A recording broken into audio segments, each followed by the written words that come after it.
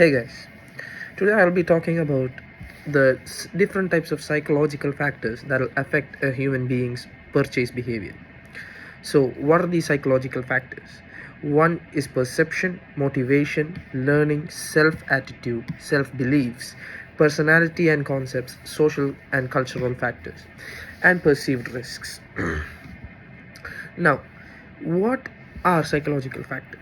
So basically, psychological factors are factors that influence us psychologically, like things we think about, things we take time actually deciding on what we are going to buy, or something that affects us mentally, like something that you're familiar with, like nostalgia, when you're seeing something like a candy that you've seen when you were young, what you used to eat while you were young, but now you see it in a store, and all of a sudden you're amazed. All the memories start rushing back. So basically, these are psychological factors. Now, first is attitude and beliefs. So, what is attitude and beliefs? Attitudes and beliefs are things that a person holds dear to them. Basically, this is where nostalgia and stuff comes. It's like cognitive components that influences knowledge and information that a product has. So these attitudes and beliefs are formed from a young age, when you're when you're being raised by your parents, things that you've seen, things that you've learned. So these are your attitudes towards a product. So if you think, for example, a lot of people believe MSG is bad for you. So if you look at it in that sense, MSG is bad for you, or MSG is not bad for you, but your attitudes and beliefs, if people are saying MSG is good, you will naturally think that MSG is fine. MSG doesn't cause any threats, or doesn't cause any problems for you. Meanwhile, if you believe that MSG is bad from what your parents have said, it might affect you thinking that it's bad. So those are attitudes and beliefs. Then there is perception. There are three types of perception: selective assertion, selective distortion, and selective retention. So selective assertion, what does selective assertion mean? Basically, what selective assertion means is you selectively take in information and ignore others. So stuff that interests you, you pay attention to, but stuff that doesn't interest you that as heavily as the thing that you saw, you might just ignore it completely. You might not even notice its existence. So basically, selective assertion is ignoring and taking things in your own way. Now, selective distortion is when you intercept information the way it aligns with you. So basically, things that you believe is what you think.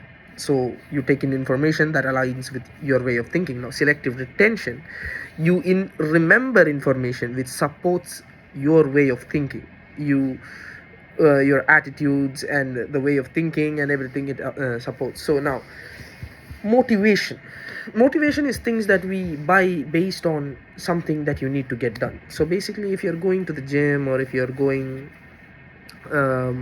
if your goal is to get fit in a month, so you are motivated to attain that goal. So basically, purchasing through motivation is the products that you purchase to attain that goal. So how would that work? So basically, as a person, I never eat salads, but then if you're actually going to the gym, you would prefer buying salads, stuff like that, healthy things that actually reduce the caloric intake and make you feel better. So that's basically what motivation means.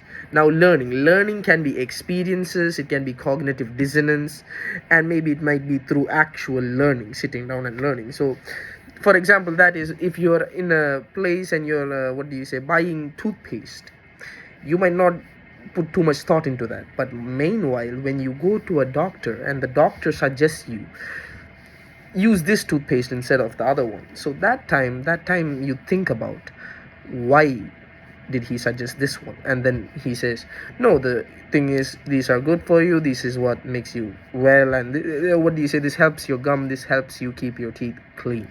Now that is an information you learned from him.